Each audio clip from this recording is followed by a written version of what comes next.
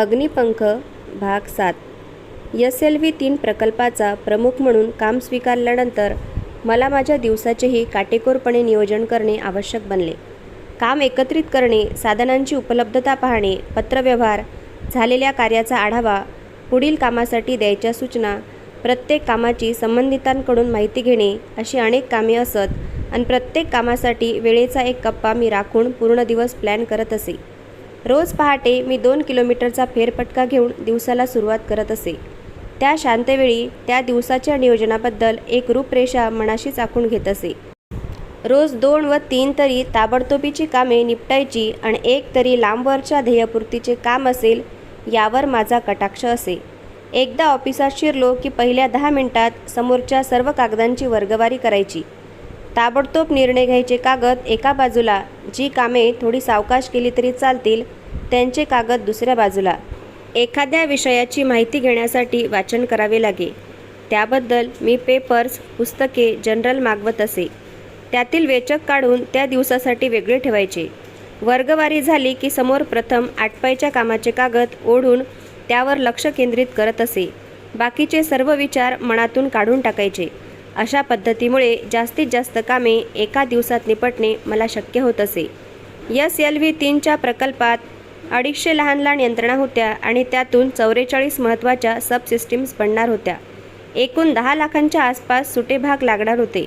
7 ते 10 वर्षाच्या कालावधीतील प्रत्येक दिवसाचे नियोजन करायचे होते. आपल्या बाजूने प्रोफेसर धवन यांनी VSSC आणि श्रीहरिकोटा येथील उपलब्ध पैसा आणि काम करणारी श्रमशक्ती आमच्याकडून आज्ञा स्वीकारतील असा आदेश दिला होता. जवळजवळ 300 लहान लहान कारखान्यांकडून काम करून घ्यायचे होते. त्यासाठी मी प्रथम नव्या पद्धतीने प्रशासकीय वर्गवारी करून घेतली. सहकाऱ्यांना कामे वाटून ती ठराविक मुदतीत पूर्ण करण्याबद्दल आग्रहाने पहा असे सुचवले. त्यांनाही प्रत्येक कामाचे वेळापत्रक बनवून त्याप्रमाणे अंमल होतो आहे हे कटाक्षाने पाहायला सांगितले. आलेल्या समस्या हाताळण्यासाठी थोडा वेळ ठेवणेही महत्त्वाचे असते. एखाद्या छोट्याशा गोष्टीसाठी महत्त्वाची कामे अडून राहतात असा नेहमी अनुभव येतो. म्हणून प्रत्येकाने लहानसहान बाबी देखील दुर्लक्षू नयेत अशाही सूचना दिल्या. प्रशासकीय काम तसे तुलनेने सोपे होते. माझ्या दृष्टीने प्रक्षेपक वाहनाची तुलना मी मानवी शरीराशी करू शकेन. नियंत्रण आणि मार्गदर्शन यासाठी गुंतागुंतीचा इलेक्ट्रॉनिक यंत्रसमूह लागतो. तो त्याचा मेंदू आहे. स्नायूंची शक्ती चलनवलनासाठी आवश्यक असते. ती म्हणजे वेगवेगळ्या स्तरावर वापरलेली प्रॉपेलंट्स आहेत. 4 टप्पे, त्याचे वेगवेगळे भाग यांची गुंतागुंतीची रचना म्हणजे त्याचे शरीर आहे. त्याचा विचार करू लागलो की ते मला फार चित्तवेधक वाटे. या वाहनासाठी लागणारे साहित्य अनेक प्रकारचे आहे. धातू, अधातू, मिश्रधातू, मिश्रणे, सेरॅमिक्स म्हणतात ते चिनी माती सदृश्य अनेक प्रकार आहेत. त्यातील फक्त धातू घेतले तरी ॲल्युमिनियम, लोखंड, स्टील, वेगवेगळ्या प्रमाणांनी बनलेले मिश्रधातू, त्यांचे तर असंख्य प्रकार आहेत. मॅग्नेशियम, टिटॅनियम, तांबे, शिसे, कथील, बेरिलियम, टंगस्टन, पॉलिबेडम हे शुद्ध धातू थोड्या थोड्या प्रमाणात घालून मुख्य धातूचे गुणधर्म आपल्याला हव्या त्या प्रमाणात गरजेप्रमाणे बदलता येतात. मिश्रणे म्हणजे कॉम्पोजिट्स. यामध्ये 2 किंवा अधिक न मिसळणारे पदार्थ विशिष्ट प्रक्रिया वापरून एकत्रित केले जातात. धातू, सेंद्रिय आणि असेंद्रिय प्रकारांची मिश्रणे बनवता येतात. अक्षरशः असंख्य प्रकारांनी ही मिश्रणे बनवता येतात. एका जाळीदार धातूच्या पत्र्यावर वेगवेगळ्या पदार्थांचे थर देऊन हवे ते गुणधर्म असणारे मिश्रण बनवणे म्हणजे बुद्धीला चालना देणारे आव्हानात्मक असे काम आहे. ग्लास फायबर, विशेष शक्तिवर्धक केलेली प्लॅस्टिक्स, नव्याने बनवून वापरली जाणारी केवलार, पॉलिनाइड्स किंवा कार्बनची वेगवेगळी संयुगे वापरून ट्रायल एरर म्हणजे बनवणे, तपासणे, चुका टाळणे या पद्धतीने हवे ते मिळवणे आणि ते मनासारखे गुणधर्म असलेले निघाले म्हणजे होणारा अवर्णनीय आनंद हा सांगून समजणारा नाही. सेरॅमिक्स या प्रकारात क्ले म्हणजे चिनी माती या नावाने सर्वसामान्यांना ठाऊक असणारा पदार्थ वेगवेगळ्या मिश्रणासह भट्टीत भाजला जातो. प्रथम आम्ही सेरॅमिक्स वापरून पाहिली, पण उच्च तापमान, दाब वगैरे सहन करायच्या बाबतीत त्यांच्या तांत्रिक मर्यादा लवकरच लक्षात आल्या. मग सेरॅमिक्स वापरून मिश्रणे बनवायचे प्रयत्न नाकारावे लागले. अभियांत्रिकीच्या सर्व शाखांपैकी अवकाशशास्त्रात मेकॅनिकल या शाखेचा जास्तीत जास्त उपयोग केला जातो. वेगवेगळी साधने, सामग्री वापरून अवकाशयानाचे हार्डवेअर भाग बनवणे हे या शास्त्रांतर्गत होते. गुंतागुंतीचे प्रॉपेलंट मशीन असो वा साधा आवळायचा पट्टा असो, तज्ज्ञ मेकॅनिकल अभियंत्यांची आणि त्याला लागणाऱ्या विविध यंत्रांची सर्वाधिक गरज भासते. आम्ही तर वेगवेगळे प्रयोग करून पाहत होतो. त्यामध्ये वेगळ्या प्रकारांचे गुणधर्म असलेले पोलादाचे भाग जोडण्याचे नवे तंत्रज्ञानही वापरून पाहिले. अपेक्षेप्रमाणे परिणामही मिळवले. लहान-सहान भाग बनवायची आणि ते एकमेकांशी जोडण्याची तंत्रे वेगळी असतात. त्यामध्ये अचूकता असणे महत्त्वाचे असते. काही महत्त्वाची उपकरणे, एक 254 लिटर क्षमता असलेला उभ्या बनावटीचा मिसळण करणारा मिक्सर होता. चौथ्या टप्प्यासाठी लागणारे छिद्रे पाडणारे यंत्र होते. काही सब सिस्टीम्स इतक्या गुंतागुंतीच्या होत्या, इतक्या मोठ्या होत्या की आम्हाला वेगवेगळ्या कारखान्यांना आरेखन देऊन त्यांच्याकडून बनवून तपासून मगच वापराव्या लागल्या. पुढे अशा अनेक आरेखनांचा सरकारी शास्त्रीय संशोधन संस्थांना फार उपयोग झाला. एकदा मेकॅनिकल विभागात सांगाड्याच्या रूपामध्ये यानाला आकार आला. विविध पत्रे बसवून बाह्यरूप आले की हार्डवेअर तयार झाले. मग इलेक्ट्रिकल भागाला सुरुवात होते. वेगवेगळे भाग हलण्यासाठी वीज प्रवाहाची सर्किट्स वापरून फक्त बटन दाबून ती कार्यान्वित करता येतात. वाहनाची सर्व यंत्रणा एका अर्थाने विजेवरच चालते. गुंतागुंत असलेले अनेक यंत्रसमूह तोल, वेग आदींचे नियंत्रण करतात. ती सुद्धा विजेवरच चालतात. या सर्वांची एकत्रित अभ्यास शाखा अवकाशशास्त्रात एव्हिऑनिक्स या नावाने ओळखली जाते. या शाखेचा विकास आणि त्यामध्ये नवनवी तंत्रे वापरण्यास विक्रम साराभाई सायन्स सेंटरमध्ये आधी सुरुवात झाली होती. डिजिटल इलेक्ट्रॉनिक्स, सूक्ष्मलहरी रडार आणि तत्सम यंत्रे यासाठी वापरली जातात. SLV प्रत्यक्ष उड्डाण करत असताना त्याचे आरोग्य अधिक महत्त्वाचे असते, कारण तिथे परिस्थिती पाहून निर्णय घेऊन अंमल करणारा मानवी मेंदू हजर नसतो, तर पृथ्वीवरून त्याचे नियंत्रण करावे लागते. अवकाशात प्रवास चालू असताना यानाचा वेग, प्रवेग, हवेचा दाब, भ्रमणासाठी दिलेला जोर, प्रचंड वेगामुळे होणारी कंपने वगैरे फिजिकल पॅरामीटर छोटी उपकरणे वापरून मोजली जातात. मग एक ट्रान्सड्यूसर नावाची यंत्रणा त्या सर्वांचे रूपांतर विजेच्या प्रवाहात करते. मग टेलिमेट्री वापरून हे विजेचे प्रवाह रेडिओ लहरींच्या साहाय्याने अवकाशात सोडले जातात. पृथ्वीवरील नियंत्रण कक्षात रडारचा विशिष्ट आकाराचा बशीसारखा अँटेना हे सिग्नल्स रेडिओ लहरींसह ग्रहण करतो. ते अलग केले जातात. विजेच्या स्वरूपातले सिग्नल्स पुन्हा फिजिकल पॅरामीटर्समध्ये बदलले जातात. त्यांचे मोजमाप केले जाते. त्यामध्ये काहीही बदल करायचा असेल तर म्हणजे वेग वाढवणे, कमी करणे, दिशा बदलणे, तर तेही उलट प्रवास करून अशाच पद्धतीने केले जाते. ट्रान्सड्यूसर हे किती महत्त्वाचे उपकरण आहे हे वरील विवेचनामुळे लक्षात येईल. ते सुद्धा इथेच VSSCमध्ये विकसित करण्यात आले. हा सर्व इतक्या वेगवेगळ्या स्तरांवरचा वीजसंदेशाचा प्रवास केलेल्या डिझाईनप्रमाणे झाला तर सर्व सुरळीत होते. मग चिंतेचे कारण उरत नाही. पण कुठेतरी चूक झाली तर मात्र वाहन अवकाशातच मोडून नाहीसे करावे लागते. काहीतरी विपरीत होऊ नये म्हणून अशी काळजी घ्यावी लागते. त्यासाठी एक विशिष्ट टेलिकमांड सिस्टीम वापरून आज्ञावली दिली जाते. विशिष्ट यंत्रणा वापरून ती सिस्टीम पृथ्वीवरून कार्यान्वित करता येते. SLV प्रकल्पात यातील अनेक यंत्रणा देशांतर्गत माल आणि बुद्धिमत्ता वापरून बनवण्यात आल्या. विशेषतः एकामागे एक घटना वेळेवर हुकूम करणारा सिक्वेन्सर हा एक महत्त्वाचा भाग आहे. एखादी क्रिया सुरू करणे, यानाचे भाग वेगळे वा एकत्रित करणे, पृथ्वीपासूनची उंची कमी जास्त करणे, ठरवलेल्या मार्गावर आपोआप वळणे घेत पुढे जाणे, अनेक निर्णय दूरवरून आलेले असतात. त्यांची अंमलबजावणी करणे ही सर्व कामे सिक्वेन्सर करतो. तो सुद्धा माझ्या अभियंत्यांनी स्वतः त्याचे भाग बनवून वा खाजगी कारखान्याकडून डिझाईन देऊन बनवून घेऊन एकत्र करून बनवण्यात यश मिळवले. यान आकाशात नेण्यासाठी ऊर्जेची गरज भासते. ती विशिष्ट प्रकारचे इंधन जाळून मिळवावी लागते. प्रथम उंची गाठण्यासाठी, मग पुढे ढकलून भ्रमणासाठी सतत ऊर्जा पुरवावी लागते. त्यासाठी वेगवेगळ्या रासायनिक पदार्थांचे मिश्रण करून इंधने बनवली जातात. जमिनीवर वापरल्या जाणाऱ्या पेट्रोल, डिझेल, कोळसा यासारख्या पदार्थांपेक्षा ही इंधने वेगळी असतात. घनरूप वा द्रवरूप असे त्यांचे स्वरूप असू शकते. आम्ही घनरूप प्रॉपेलंट्स म्हणजे इंधन मिश्रणे वापरायचे ठरवले. त्यामध्ये एक प्राणवायू पुरवणारा ऑक्सिडायझर, प्रत्यक्ष ज्वलन होणारे इंधन आणि त्यामध्ये गरजेनुसार मिसळण्यासाठी वापरलेली ॲडिटिव्ह अशा 3 भागांनी घनरूप प्रॉपेलंटसारखे बनते. आम्ही अमोनियम परकोलेट, असेंद्रिय रसायन, कृत्रिम रबर वापरून जाळी बनवली आणि त्या सेंद्रिय पदार्थासह मिश्रण बनवले. घनरूप प्रॉपेलंटचा डबल बेस असा आणखी एक प्रकार आहे. पण त्यावेळी उपलब्ध असलेल्या सामग्रीवर तो अत्याधुनिक इंधन प्रकार वापरणे आम्हाला शक्य झाले नाही, पण तो वापरून पाहायचे स्वप्न जरूर जोपासले. सर्व स्वदेशात तयार होणारा माल वापरून स्वतः सर्व बनवण्याची कल्पना हळूहळू साकार झाली. अनेकदा उग्र समस्या उभ्या राहिल्या, पण आम्ही त्या निभावून नेल्या. आम्ही सर्व या बाबतीत अनुभवी नव्हतो, पण शिकण्याची, प्रयोग करून पाहण्याची जबरदस्त उर्मी होती. स्वतःच्या चुकांपासून, अपयशांपासून शिकणे माणसाला उत्तम प्रशिक्षण देऊ शकते. चमचडे ज्ञान भरवायच्या आजच्या युगात हे कदाचित न पटणारे आहे, पण आमच्या प्रकल्पाप्रती असलेला समर्पित भाव सर्वात महत्त्वाचा ठरला. सतत अडचणींचा सामना करावा लागेल हे गृहीतच धरले होते. माझ्या सहकाऱ्यांनी कधीही त्यासाठी मला दोष दिला नाही आणि हारही पत्करली नाही. मी स्वतःला त्याबद्दल त्यांचा ऋणी मानतो. एका मध्यरात्री काम संपले आणि मला तृप्तीचा क्षीण आला. कागदावर काही ओळी खरडल्या गेल्या. क्षणापाठी क्षण जोडत दीर्घ दिवसभर खरे, शौर्याने, प्रामाणिक प्रयत्नाने श्रम करतात ते हात सर्वांग सुंदर असतात. मागे वळून पाहताना असे वाटते, आमची मने प्रशिक्षित नव्हती, म्हणूनच नव्या कल्पनांचा शोध घेतला गेला. SLVचे काम थुंबा, श्रीहरिकोटा येथे चालू असतानाच DRDO हैदराबाद येथे क्षेपणास्त्रे बनवण्याचे काम सुरू होते.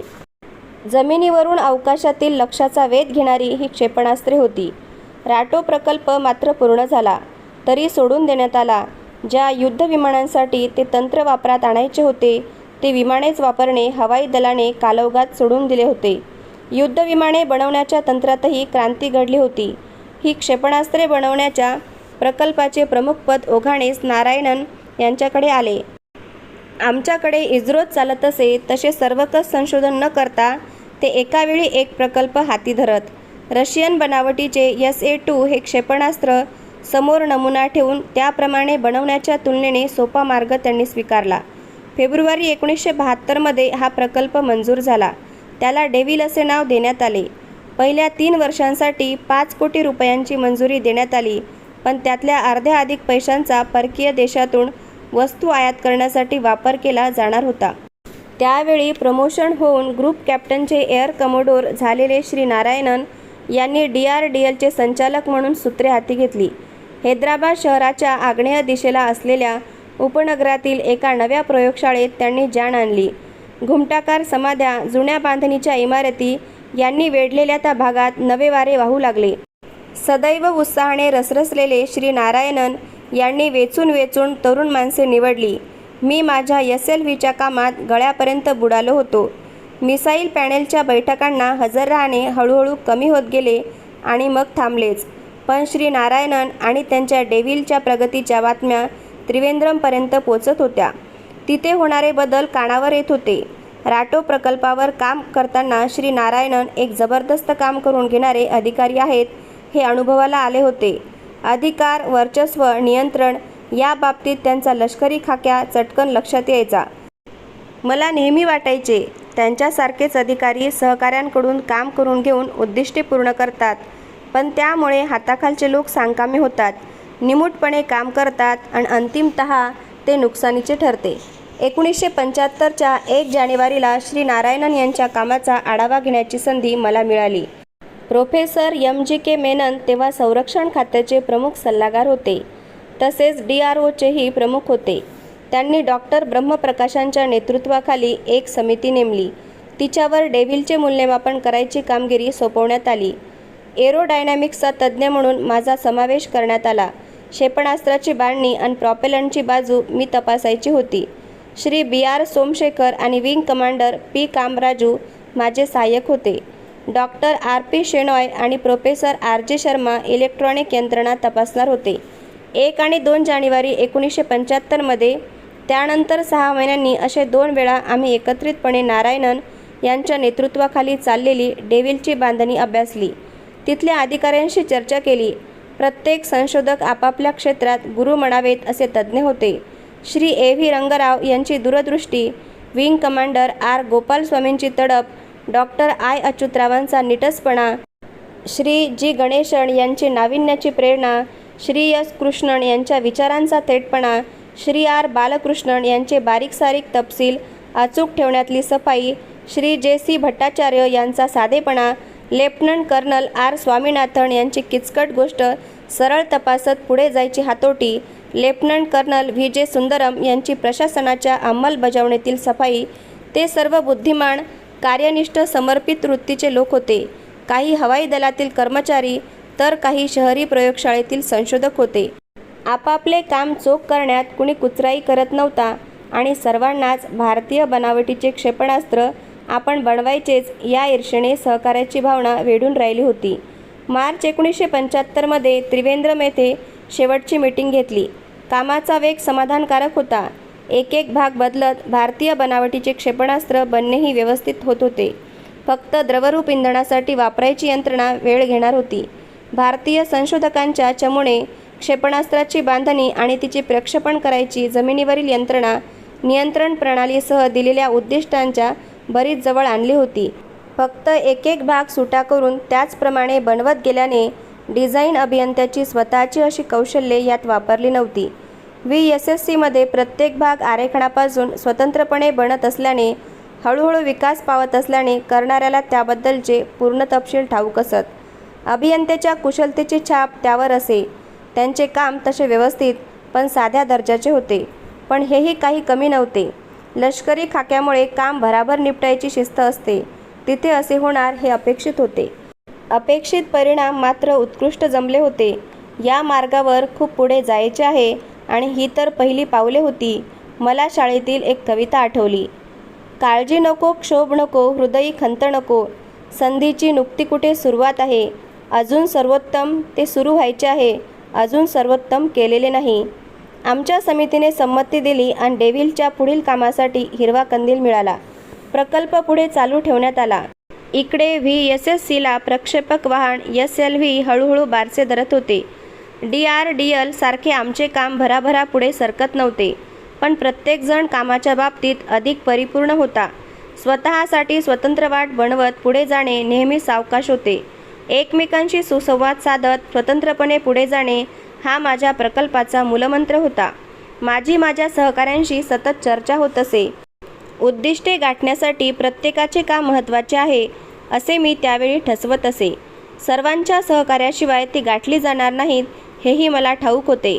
कनिष्ठ असले तरी त्यांनी केलेल्या सूचनांचा विधायकपणा मी तपासून विचारात घेत असे आणि गरज पडली तर कमीपणा न मानता अंमलातही आणत असे. त्यावेळी केव्हा तरी मी माझ्या रोजनिशीत लिहून ठेवलेले होते.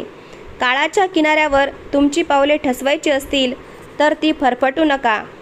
अनेकदा दोन व्यक्तींमधले संभाषण आणि संवाद यात आपण गफलत करतो. या दोन गोष्टी अलग आहेत. मी संभाषण चतुर मुळीच नाही, पण मला चांगला संवाद साधता येतो. संभाषणात फक्त वरवरच्या खुशालीच्या बोलण्याचा अंतर्भाव होतो, तर संवाद साधण्यामध्ये एकमेकांच्या संकल्पनांची, सूचनांची, माहितीची देवाणघेवाण अभिप्रेत असते. दोन व्यक्तींचा असा संवादाने मेळ साधला तर एक अनुबंध तुमच्या सहकाऱ्यांमध्ये तयार होतो आणि तो बरेच काही साध्य करू शकतो. माझ्या सहकाऱ्यांशी त्यांच्या समस्यांबद्दल चर्चा करताना त्या सोडवण्यासाठी काय काय करता येईल त्याचा आढावा घेत असे आणि मग समस्या सोडवणे, चुका दुरुस्त करणे सोपे होत असे. SLVचा प्रकल्प अधिकारी म्हणून काम करताना अशा लहानसहान तपशिलाकडे मला लक्ष द्यावे लागे. मी नेहमी सरळ सत्याचा आश्रय घेत असे. कटू आहे म्हणून त्याला साखरेचा मुलामा देऊन सांगितले तर दिरंगाई होत राहते. एकदा एका स्पेस सायन्स काउन्सिलच्या बैठकीमध्ये कामाचा आढावा घेतला जात होता.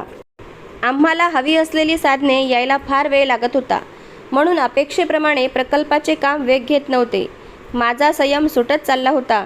एकदम उठून रागाने मी मनातली निराशा शब्दातून निचरून टाकली. हिशेब खात्यातून प्रत्येक खर्चाला मंजुरी मिळाल्याशिवाय कामे पुढे सरकत नसत. आर्थिक सल्लागार प्रत्येक खर्चाच्या तपासणीसाठी वेळ खात. लाल फितीमुळे कामाची सर्व आखणी व्यवस्थित करूनही कामे अडून राहत असत. मी याबद्दल कठोर बोललो. ही व्यवस्थाच बदलून टाकायला हवी असे ठाम सांगून टाकले. डॉक्टर ब्रह्मप्रकाश यांच्या चेहऱ्यावर माझ्या स्पष्टोक्तीमुळे आलेला विषाद मला दिसत होता. हातातली सिगारेट फटकन विझवून टाकत बैठकीतून ते उठून निघून गेले. रात्रभर माझ्या कटू शब्दांबद्दल मी विचार करत होतो. प्रथम पश्चातापाची भावना होती. एवढे कठोर शब्द मी वापरायला नको होते. डॉक्टर ब्रह्मप्रकाशना दुखावलेले चांगले झाले नव्हते, पण माझा हेतू स्वच्छ होता. आर्थिक बाबतीत एकूण व्यवस्थेमध्ये जी शिथिलता आली होती त्यामुळे कामाबद्दल एक प्रकारचे नैराश्य मनामध्ये साचत होते. मी स्वतःलाच प्रश्न विचारला, अशा प्रशासकीय यंत्रणेत मला काम करायला आवडेल? उत्तर स्पष्टपणे आले, नाही. पण डॉक्टर ब्रह्मप्रकाशना दुखावणारे अधिक काय असेल? माझे कठोर शब्द की SLV प्रकल्पाचे अपयश. माझ्या बुद्धीने आणि हृदयाने एकमताने निर्णय दिला, तू केलेस ते बरोबरच केलेस. अपयश त्यांना अधिक दुःख देईल. मग मी देवाची प्रार्थना केली, मदत मागितली. दुसरे दिवशी सकाळी डॉक्टर ब्रह्मप्रकाशनी आर्थिक मंजुरीची व्यवस्था आमच्या हवाली केली. ज्याने एखादं काम करणाऱ्या टीमचे नेतृत्व स्वीकारले आहे त्याला यशस्वी होण्यासाठी पुरेसे स्वातंत्र्य हवे, अधिकार हवा आणि त्याचा स्वतंत्र प्रभावही पडायला हवा. माझ्या मते जीवनातील वैयक्तिक यशाचा, समाधानाचा मार्गही हाच आहे. स्वातंत्र्यासह जबाबदारी हा सुखाचा मार्ग आहे. आपले स्वातंत्र्य अबाधित राखण्यासाठी माणसाने काय करावे असे मला कोणी कधी विचारले तर मी 2 महत्त्वाच्या मुद्द्यांकडे लक्ष वेधेन. मी त्यांचा माझ्या आयुष्यात यशस्वी वापर केलेला आहे. प्रथम आपले शिक्षण आणि कौशल्य नीट अवगत करावे. ज्ञानसंपादन हा आयुष्यातला कधीही रिता न होणारा खजिना आहे. आयुष्यात त्याच्यासारखे दुसरे साधन नाही. जितके तुम्ही ते अद्यावत राखू शकाल तितके तुम्ही मुक्त होत जाल. कधीकधी ते कालबाह्य होते हा अपवाद सोडला तर कुणीही ते तुमच्याकडून हिरावून घेऊ शकत नाही. एखाद्या टीमचे तुम्ही नेतृत्व करत असाल तर तुम्हाला आजूबाजूला घडणाऱ्या सर्व घटनांचे ज्ञान हवे, तेही वेळेवर हवे आणि ही प्रक्रिया एक सतत होणारे शिक्षण असते. पाश्चिमात्य देशात कॉलेजात जाऊन एखाद्या विषयाचे शिक्षण घेणे हे कुठल्याही वयापर्यंत चालू असते. समर्थ नेतृत्वासाठी दिवसाचे सर्व काम संपल्यावर त्याचा विस्तृत आढावा घेऊन दुसऱ्या दिवसाची पूर्ण तयारी करून मग त्याला सामोरे जावे. दुसरी महत्त्वाची गोष्ट म्हणजे स्वतंत्र जबाबदारी घेण्याची आवड विकसित करावी. सतत कामात राहावे.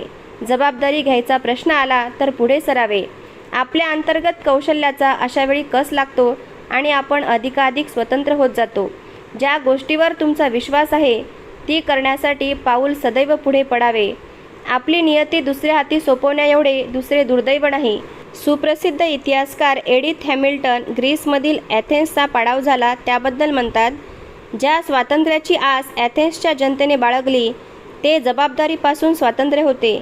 त्यावेळेपासून ॲथेन्स परतंत्र झाले आणि पुढे केव्हा स्वतंत्र होऊ शकले नाही. स्वातंत्र्य अबाधित राखण्यासाठी आपण खूप काही करू शकतो. ज्या शक्ती आपल्याला भिववू शकतात त्यांचा मुकाबला करू शकतो. जेवढी आपण आपली गुणवत्ता वाढवत नेतो तेवढे आपण स्वातंत्र्याच्या जवळ पोहोचतो आणि आपल्या हातून कधी न कल्पिलेली ध्येयही आपण साधू शकतो. SLV प्रकल्पाला आता चांगलाच वेग आला होता. प्रोफेसर धवन यांनी प्रकल्पाच्या प्रगतीचा आढावा घेताना ज्या बैठका होतात त्यांना सर्व टीमला बोलवायचे धोरण ठेवले होते. प्रोफेसर धवन ध्येयवादी व्यक्तिमत्वाचे होते. सर्वांना एकत्र घेऊन सोबत घेऊन पुढे जायचे त्यांचे धोरण असे.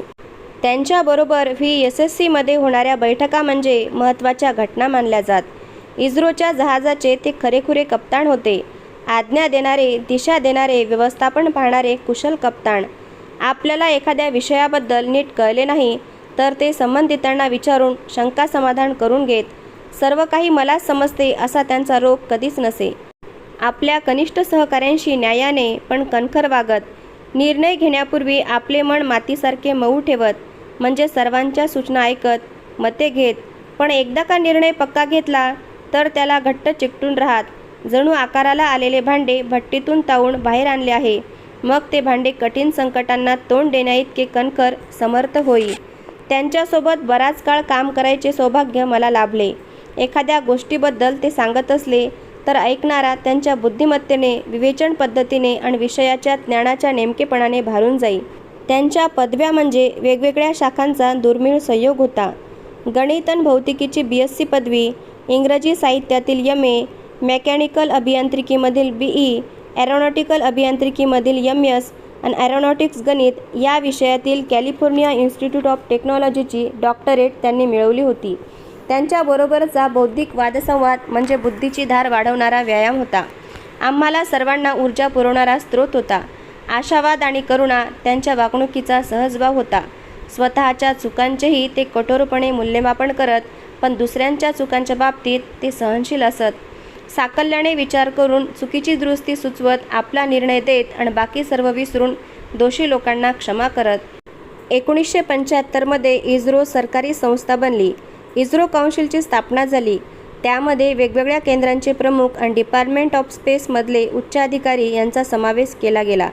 त्यामुळे कार्यपद्धतीत सुटसुटीतपणा आला. DOS सरकारी खाती आणि प्रत्यक्ष काम करणारी केंद्रे यामध्ये सहज संबंध प्रस्थापित झाले. सरकारी खात्यामध्ये इस्रोची केंद्रे दुय्यम मानली जात, पण त्याबद्दल उघडपणे कधी बोलले जात नसे. ज्यांच्याकडे प्रशासकीय सत्ता आहे आणि जिथे प्रत्यक्ष काम केले जाते त्या 2 वेगळ्या कचेऱ्या असतात. त्यामध्ये सुसूत्रता, सुसंवाद कशा पद्धतीचा असायला हवा त्याचा आदर्श इस्रोने घालून दिला. पुढे देशातील अनेक R&D म्हणजे संशोधन विकास संस्थांना इस्रोच्या अनुभवामुळे अशी सुसूत्रता राखणे सोपे गेले. श्री TN शेषन त्यावेळी DOSचे सहकार्यवाह होते. या नव्या कौन्सिलमुळे माझा त्यांच्याशी संबंध आला. माझी प्रशासनातील उच्च अधिकाऱ्यांबद्दल खास मते होती आणि त्यांच्याशी व्यवहार करणे मला फारसे आवडत नसे. प्रथम मी श्री शेषन यांच्याशी काही अंतर ठेवून संबंध ठेवले, पण पुढे मात्र SLV 3च्या कार्यकारी सदस्यांच्या बैठकीत त्यांच्या कार्यपद्धतीचा परिचय झाला, अनुभव आला आणि माझे मत बदलले, अनुकूल झाले. कार्यक्रम अगदी बारकाईने वाचून ते पूर्ण तयारीनिशी बैठकांना यायचे. आपल्या चिकित्सक कार्यकुशलतेने अनेक संशोधकांमध्ये ते प्रशासकीय कार्याबद्दल कुतूहल उत्पन्न करीत. SLV प्रकल्पातील पहिली 3 वर्ष मला विज्ञानाच्या अनाकलनीय रहस्याचे दर्शन घडले. आम्ही मानव होतो, त्यामुळे अज्ञानी होतो आणि ते स्वाभाविक होते आणि आहे. पण जसजसे विज्ञानाच्या ठाऊक नसलेल्या दालनात मी प्रवेश केला तसे स्वतःच्या अपुरेपणाची प्रकर्षाने जाणीव होत गेली. अशी विज्ञान जगताची झलक विस्मित करून गेली. मला वाटायचे विज्ञान सर्व प्रश्नांची उत्तरे देऊ शकेल, सर्व निसर्गगुपिते उघड करून दाखवेल. ज्या कुणाला विज्ञान समजले त्याला सर्व काही समजले. अज्ञान ही माझ्या वडिलांसारख्या पक्षी लक्ष्मणशास्त्रींसारख्या न शिकलेल्या लोकांची मिरासदारी आहे. याबद्दल मी अर्थात कधी कुणाशी, सहकाऱ्यांशी, मित्रांशी चर्चा केली नव्हती.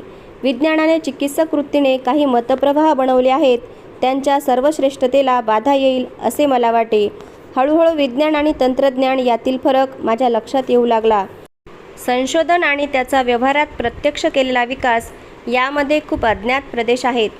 चुका होणे हे विकासाच्या प्रत्येक टप्प्यावर स्वाभाविक आहे, पण प्रत्येक चूक ही विकासाची एक पायरी असते, ज्यामुळे आपण अधिक चांगल्याकडे, परिपूर्णतेकडे जाणाऱ्या दिशेने पावले टाकू शकतो. आपल्या निर्मात्याने संशोधकांना पुढे नेण्यासाठी अभियंत्यांना निर्माण केले असावे. संशोधकांनी एखादी संकल्पना परिपूर्ण बनवली की अभियंते त्यांना आणखी एक शक्यता दाखवतात. मी माझ्या सहकाऱ्यांना संशोधक होण्यापासून दूर राहा असे सांगत असे.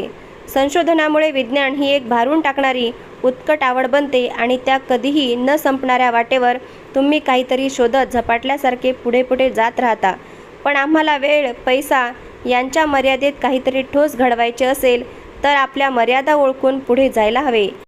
त्यामुळे जमिनीवरचे पाय ठाम ठेवून चला. प्रकल्पाला पुढे न्यायचे तर संशोधन बाजूला ठेवून तंत्रज्ञानाकडे वळा असे मला माझ्या सहकाऱ्यांना सांगावे लागले. उपलब्ध असलेले तंत्रज्ञान जास्त निर्दोषपणे वापरून मर्यादेपर्यंत प्रयोगशीलतेचा उपयोग केला तरच प्रकल्प पुढे जाऊ शकतो, यशस्वी होतो. धन्यवाद. पुढील भाग पुढच्या व्हिडिओमध्ये. अशाच नवनवीन प्रेरणादायी कथा ऐकण्यासाठी चॅनलला सबस्क्राईब करायला विसरू नका.